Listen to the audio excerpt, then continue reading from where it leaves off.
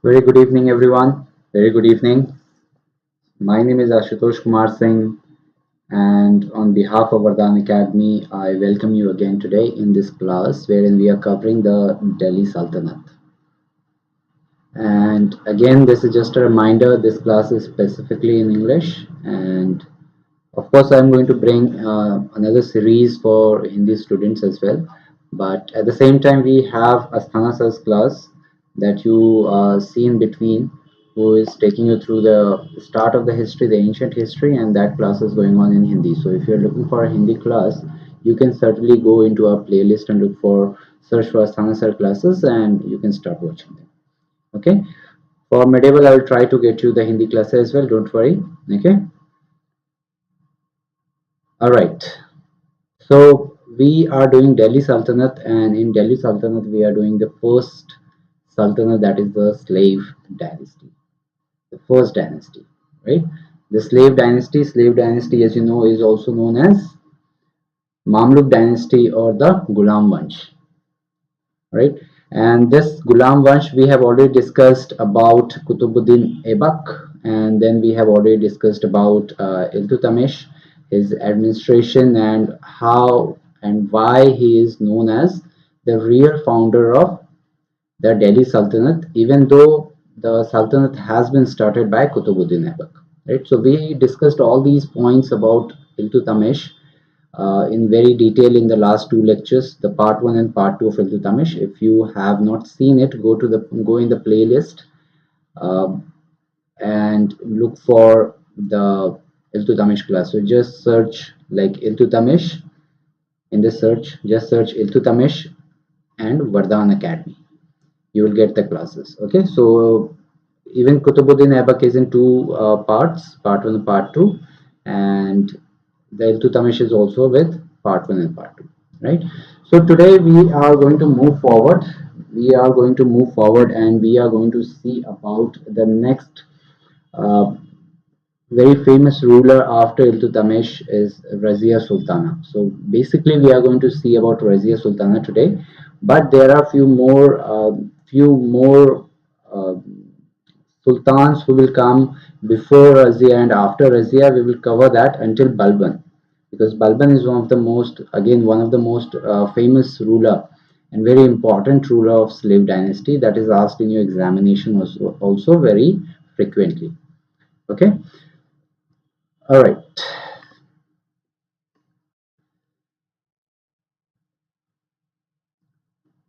Okay, so before moving forward, let's see about the slave dynasty and who are the different rulers here. Okay, so you remember I told you about Kutubuddin Aibak was there, right? So we had Kutubuddin Aibak. Okay, Kutubuddin Aibak is there. After Kutubuddin Aibak, just for 6 months or so, his son Aram Shah was placed on the throne by the Amirs, right? And Aram Shah was eventually deposed by Iltutmish, right? And yes, with the help of the Turkish rulers from the Delhi area, especially Ali, right? So Iltutmish becomes the ruler, but after Iltutmish, if you see in the start here, Kutubuddin Aibak was a slave of Muhammad Ghori. His son Aram Shah, he tried to come to power, but Iltutmish was overthrew the power of Aram Shah, right?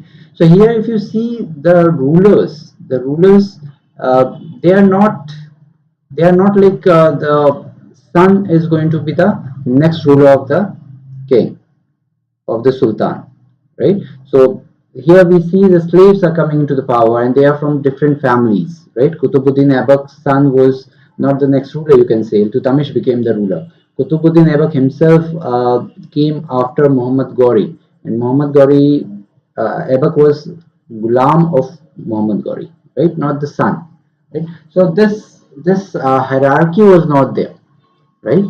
But after Iltutmish, you will see that his family members, his son, his daughter, they are going to be the next rulers, Okay. Now Iltutmish had many sons and many daughters who are going to rule one after another, and we will see them. In the start also, I made this chart for you. This is just a reminder for you so that you go through all these names again and again, so that in your examination, if you get a question that who was the next ruler after Iltutmish, who ruled the Delhi before Razia Sultana. So such questions can be framed in your SSC, especially in your SSC examination. And whenever you are doing an answer writing, at that time you need to have the information, you need to have the facts, so that you can mention about these rulers that they were very weak rulers, right? So here after Iltutmish, you will see the next person who will come to power is, okay, first let's discuss about one son. His name is Nasiruddin. Okay, Nasiruddin. Now Nasiruddin, his eldest son, he died. Iltutamish's eldest son Nasiruddin died in a war in the northwestern frontier, and after him, the first mausoleum or the first Maqbara was built by Iltutamish, and that's why he's also known as the grandfather of Maqbaras, right? So Nasiruddin, the name is Sultangadi, right? And Sultangadi is the first Maqbara of India also, right? So remember this point. This is a very important point that can be asked in examination. Okay. So Nasiruddin died, and after him, the next eldest son was Ruknuddin. Ruknuddin. Okay. Ruknuddin Firoz. After Ruknuddin, you will see the next person who came to power is Razia Sultan. Razia Sultana. After Razia Sultana, his son Behram Shah will come to power. Behram Shah. Okay. After Behram Shah, Ruknuddin Firoz's son Masood Shah is going to be the ruler. Masood Shah. Okay. After Masood Shah, you will see the next person who will come to power is Nasiruddin Mahmud, another son. Nasiruddin, he was named after the eldest son, Nasiruddin Mahmud. Okay. He will become the ruler. After Nasiruddin Mahmud, you know about the Balban is going to be in the power. Okay. So we can see these are the children of Iltutmish who will come to power. Okay. Let's see one by one. So what happened? See, in 1236, you know, in 1236 we saw that Iltutmish died, right? Iltutmish, Iltutmish died, right? Now in 1236, Iltutmish died. If you remember, I told you about one very special group, the group of 40 noble people, and that was called as Turkani Chahalgini, right? Turkani Chahalgani, right here, full name Turkani Chahalgani or Chalisa. Turkan A Chahalgani or Chalisa. Okay. Now Turkani Chahalgani that you know here. Now what these Turkani Chahalgani is going to do, we will see about that. Hello Amit, how are you? कैसे हो? Of course, this series that is going on is in English, so don't worry. This is already covered for you. Okay. All right. So Turkani Chahalgani. Now, what happened is after Iltutamish's death, Turkani Chahalgani became very powerful. Okay. And now you will see that these people, Turkani Chahalgani, are going to be the kingmakers, right? So they are going to make the kings. Now, after Iltutamish's death, see, Iltutamish's favorite person to be the next ruler was his daughter Razia. His daughter Razia Sultana, right? Because she was a very able ruler. She has been the governor of various places. Okay, Razia Sultana has been she has been the governor. She was appointed by Iltutmish for various places, right?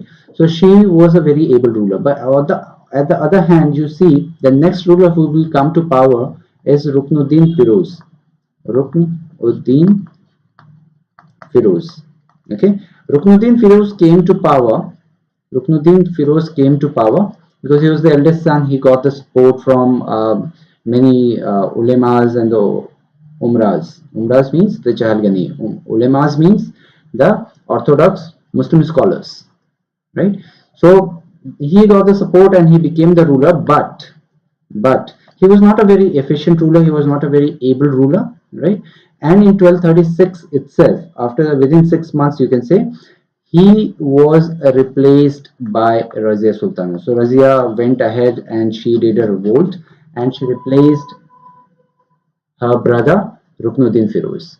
Okay, so in 1236, what happened? In 1236, the next ruler who came to power is Ruknuddin Firoz. Ruknuddin Firoz.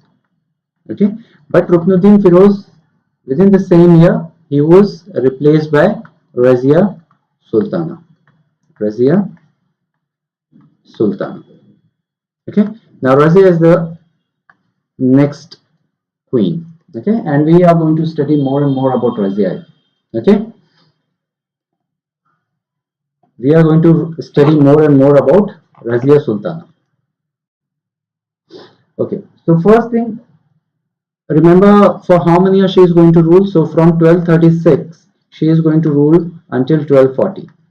Okay, 1236 to 1240, just near 4 years she is going to be in the power. Okay, now what are the important points that you have to remember from Razia? See, Razia, it is said that Razia had a lover. His name was Yalduz. Sorry, sorry. Uh, what was his name? Yakut. His name was Yakut. Okay, if you have not seen, there was a movie by Hema Malini, and it was named, in that movie you will see Yakut has been performed by uh, Dharmendra. Dharmendra became Yakut. Okay, so who was Yakut? Yakut was basically a slave under Razia's father Iltutmish. Okay, and just give me a minute.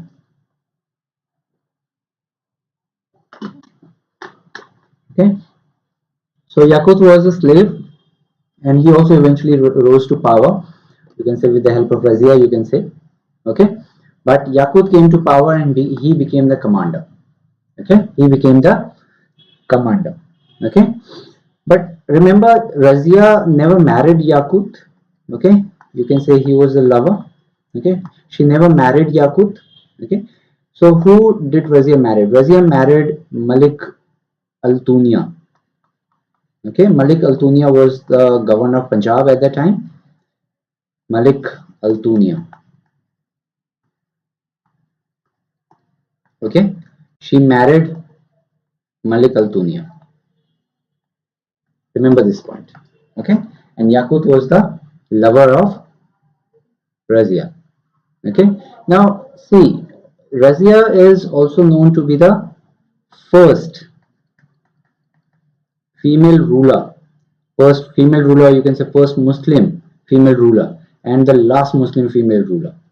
First and last Muslim female ruler. Female ruler. Okay, so remember this because this is a very important point which is frequently asked in your examination. Who is the first female ruler of the country of Delhi Sultanate or during the medieval time? Okay, so such questions can be framed in front of you, and remember she was the first female ruler. Okay, now see, we are right now living in a quite modern time, right?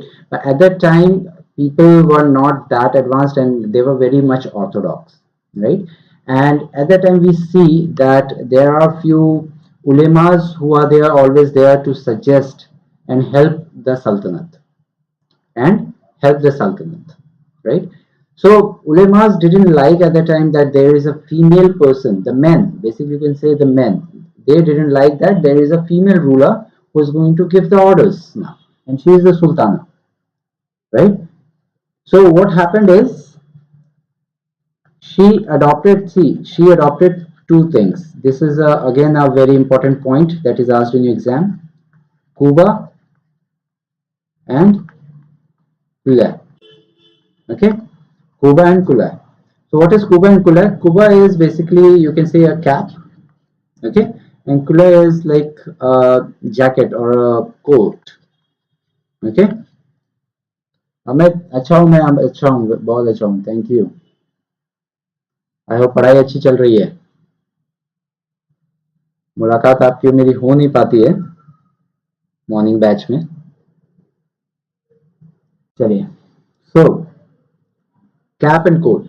Now, see, cap and coat was normally, it was worn by the male, the sultans, right? And she started wearing kuba and kula, right?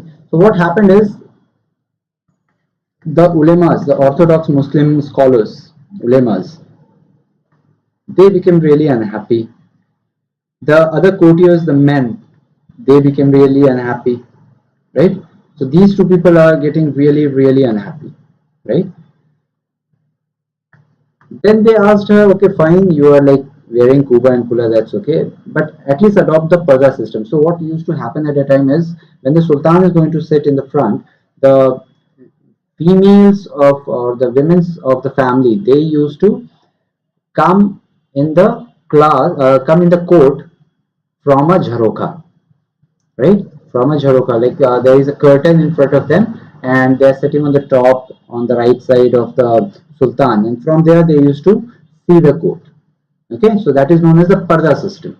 Now they asked her to follow the parda system, but she did not adopt the parda system. Okay, so remember this point. She did not adopt adopt the parda system. Okay, parda system. Okay, so remember this point. She did not adopt the parda system. Okay, now again, already they were unhappy. Now this is the double dhamaka, right? This is a double dhamaka. She did not adopt the parda system, and this made everyone very much unhappy towards Razia Sultana because she was not following anything that was really asked out of her, right? So the society is asking her to go with the parda system. She didn't like the parda system. She did not adopt the parda system, right? Everyone asked her to wear attires like the female attires, but she adopted the kula and the kuba and the kula, right? This is like the cap and the coat that was worn by Iltutmish, his father, her father, right? So this made everyone in the court very much unhappy, right? And this led to the conspiracy. This led to the conspiracy with which you will see that eventually, both uh, Yakut and Razia both were killed. Both were killed as per the conspiracy. There was a conspiracy that was done against them, both of them, and they were killed. Okay, and it is said that basically both of them were killed, and the conspiracy was done by the Turkan-e Chehelgani. Don't forget Turkan-e Chehelgani, the 40 noble people. Okay, so these 40 noble people, they conspired against Razia Sultana and they killed Yakut and Razia. Okay, they killed Yakut and Razia.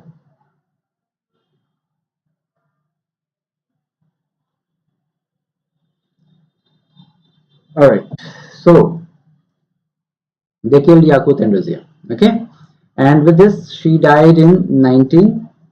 Sorry, 1819, 1240. Okay, she died. Now, what happened after 1240? That we will see. But before that, let's finish up all the points that can be asked about Razia. So we have already covered few of the important points like Kuba and Kula. This is very much asked, very frequently it is asked in examination of SSC, right? This is asked. She did not adopt the Persa system. Not asked, but this is important for you, of course. And then remember about the first and the last Muslim ruler. Okay. Now, There is one more very important point that you have to remember, that Razia Sultana, she went ahead with three coins. There were three coins that were issued by Razia Sultana. Okay, that were issued by Razia Sultana. There are three coins. Okay, and when you see all these three coins, there was specifically something written on the coins. Okay, so in your examination, it can be framed. A question can be framed on the basis of what is written on the coin. Right? So there is a question that can be formed like, this statement is written on a coin. Who issued this coin? Right? So such question can be framed even though it has not been framed yet. Okay. So these three coins, there were three coins. The first coin had written on it, uh,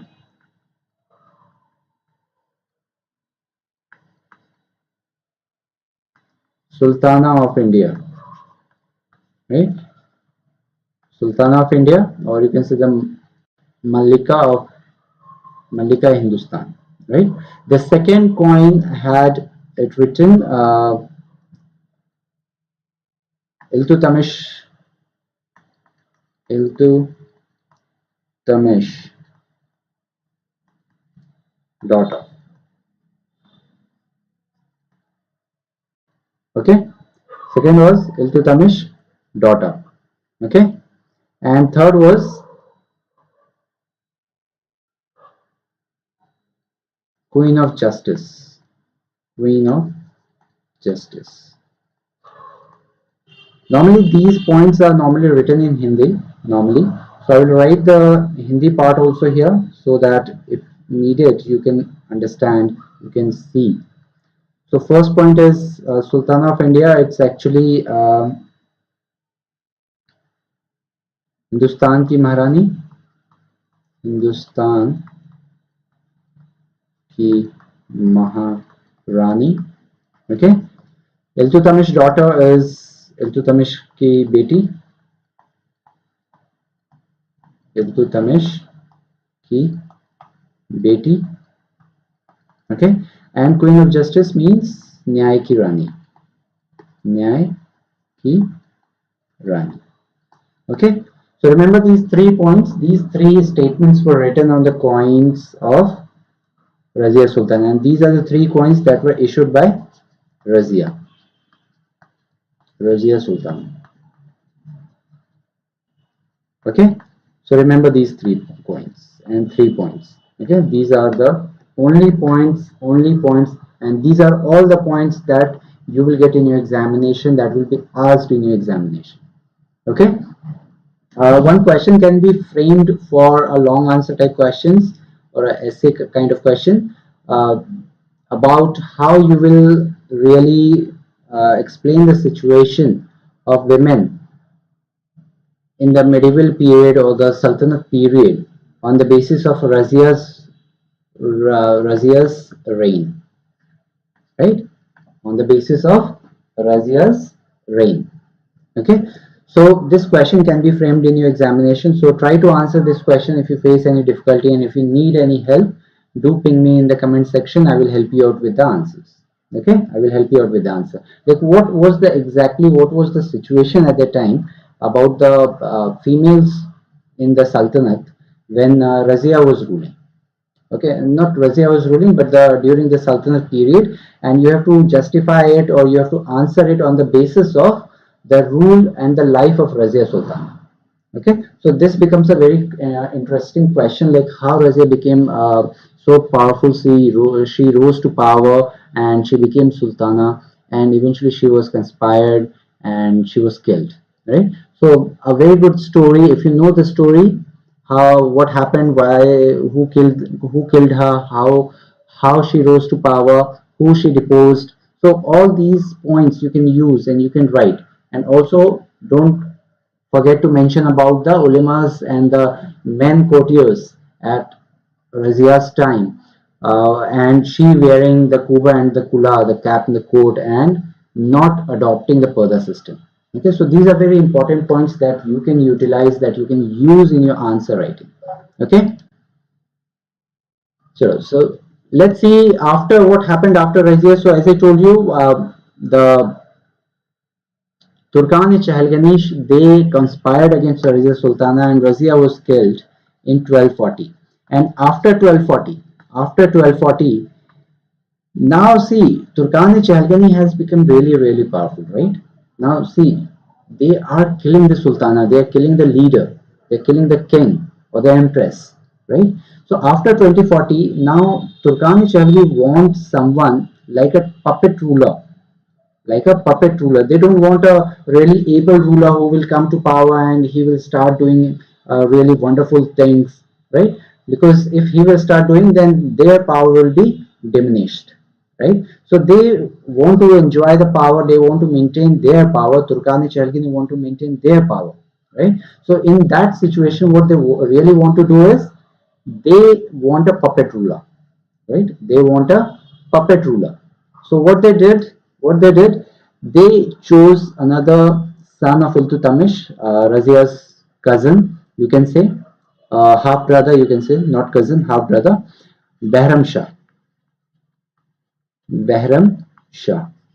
Okay, and Behram Shah started ruling in 1240, and he ruled until 1242.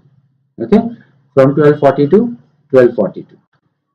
Now, in 1242, again, Behram Shah, in the start, Behram Shah was a very kind ruler, very good ruler, right? He was just there to sit on the throne, and the power is being enjoyed by all the Turkana Chahalgani leaders, the 40 noble leaders, right? But eventually, within 2 years, he sees that Behram Shah is again coming back, right? He is coming back, and he is trying to take control of the throne. He's trying to take control of the power, right? So eventually, after ruling for just 2 years till 42, Behram Shah was again replaced. Behram Shah was replaced again by Turkani Chahalgani. Behram Shah has also been replaced, right? And in 1242, what they decide, they made they made a very young boy of the age of like 15 or 16 years to be the ruler. Okay, to be the ruler, and his name was Mashood Shah. Who was Mashood Shah? Mashood Shah was the son of Ruknuddin Firoz. Remember Ruknuddin Firoz? Right. The eldest son of Iltutamish, no, not the one who died after him, Ruknuddin Firoz, who was eventually deposed by Razia Sultana. That Ruknuddin Firoz's son Masood Shah was put on the throne. He was asked to sit on the throne, and 1242, from 1242 he ruled until 1246. Okay, so from 1242 till 1246 he is going to be the next ruler. Okay, but again you will see that in Mashood Shah period, again, Mashood Shah was also very weak ruler, right? Just like Behram Shah, he was also very weak ruler, and he was very young. He was just a young boy, 15 or 16 years old, right? So what do you expect from him? So he sat on the throne for 4 years, right? But in 4 years again, he also came back to his senses, right? And he also tried to gain control of the power of the throne, right? And eventually, after that also, he was again replaced in 1246, and from 46 till 65, from 46 till 65, another son of Iltutamish, uncle of Mashood Shah, you can say, half uncle, Nasiruddin Mahmud was put on the throne, was asked to sit on the throne. Nasiruddin Mahmud. Okay, and if you see his time period, Nasiruddin Mahmud's time period from 46 till 65, it's a very long time period for a ruler who is going to be such a weak ruler. So these are the three very weak rulers who are going to be there in between Razia Sultana and Balban, Ghiyasuddin Balban. So Razia Sultana is one of the main leaders of a slave dynasty, Razia Sultana here. Okay, and in 65, a new ruler will come with the name Ghiyasuddin Balban, and these are very able ruler, very powerful rulers. Okay, But in between these two rulers, you will see Behram Shah, Masood Shah, and Nasiruddin Mahmud coming into the power. Behram Shah and Masood Shah are not going to be there on the throne for quite a long time. They are going to be there for a very small time. Okay, but Nasiruddin Mahmud is going to sit on the throne for quite a long time. Why?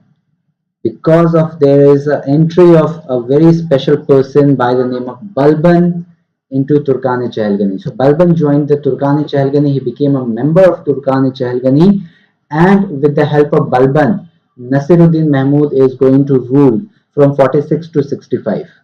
Okay, but remember, Nasiruddin Mahmud does not really want to rule the nation. He really doesn't want to rule the Sultanate. It's Balban who is going to be the regent ruler, in place of Nasiruddin Mahmud, and Nasiruddin Mahmud is just there the name Sultan, right? He's just there for the namesake. He's just sitting there on the throne, but he's not really the ruler, right? So remember this point. Balban has taken an entry into the Turkan-e-Chehalgani. He has taken an entry in Turkan-e-Chehalgani, and he is going to be the regent ruler. He is going to rule for all these years in the name of Nasiruddin Mahmud. Okay, and after the death of Nasiruddin Mahmud in 65, now Ghiyasuddin Balban is going to be in power, and he is going to be a very fierce ruler. We will study about Ghiyasuddin Balban in the next class, don't worry. Very interesting point that you have to remember, Nasiruddin Mahmud. We will see about Nasiruddin Mahmud in the next class, a little about Nasiruddin Mahmud, and then we will eventually jump on Ghiyasuddin Balban. Okay, so do follow in the next class. Just remember, Nasiruddin Mahmud, he was son-in-law of Balban. So Balban was father-in-law of Nasiruddin Mahmud. Okay, he is the father-in-law of Nasiruddin Mahmud. And after his death, after Nasiruddin Mahmud's death, Balban will come to power and he will become the Sultan. And Balban is really a character, is really a Sultan worth studying, because there is a lot of, not only he is a very interesting personality, but at the same time he is also Sultan, also person about whom a lot of question is asked in the examination. Okay, so regarding Balban, there are various questions that is asked that can be asked in essay writing also. Like Balban is normally considered to be a very bad person, right? He is not a very good ruler that as we consider him to be, or we have heard to be. But at the same time, wherein Balban is considered to be a very bad ruler, but we will have to understand the situation wherein Balban is why Balban became so cruel and such a bad sultan, and why he adopted all the policies that are going to be that bad. Okay, so we will study everything about it tomorrow. Okay, so we will keep till here. Nasiruddin Mahmud, we will discuss about little about Nasiruddin Mahmud in the next class, and then we are going to move to Balban in tomorrow's class. Okay, so don't forget to tune in. We will have the class at the same time, 8:30. 8:30. Okay, and you remember the point today. What is the day today? It's World Water Day, right? So whenever I teach you the static or lucent, I make sure that you remember Jal Divas, Prithvi Divas, and the Jav Vividta Divas. That is the Water Day, the Earth Day, and the International Day for Biodiversity. That is 22 March, 22 April, and 22 May. Okay, so these are by line 22, 22, 22. So do remember 22 March World Water Day, 22 April World Earth Day, and 22 May you will see International Day for Biodiversity. Okay, and what is the theme for this Water Day? What is the theme for today's Water Day this year? The theme is underground water, right? Underground water, making the invisible visible, making the invisible visible. Very deep sense. Do try to Google it if you want, and try to read something about it, about Water Day. Okay, or anyways, we are going to discuss about it in recent classes. We certainly discuss the Water Day and all the other days, right? Okay, so don't forget to tune in tomorrow at 8:30. We will be discussing about Balban and Nasiruddin Mahmud and Balban, and we will be done with the Delhi Sultan. The Slave Dynasty completely by tomorrow. Okay, so we'll finish the uh, Slave Dynasty and we will start with the next dynasty, which is the Khalji Dynasty. Okay, sure. If you have not liked the video, make sure like the video, give it a like. If you like the video, press the like button, share it. Don't forget to share it with your friends. Okay, and subscribe to the channel. Even if you're watching it after, if you're not watching it live, if you're watching it afterwards, the recording, make sure to press the like button, subscribe button, and press the bell icon. Okay, share it with your friends. Don't forget to share it. Okay, and tune in tomorrow at 8:30 p.m. live, and we are going to discuss about Balban. Okay, so we will keep it till here. I hope there are no doubts and everything is very much clear to you, like a story for you, right? But still, if you have not understood any point, don't forget don't forget to write it in the comment section, and I will pick it up from there, and we will discuss it in the next class. Okay. Chalo. Thank you very much for your time. Thank you very much for your time. Have a good night. Take care of yourself. Bye bye.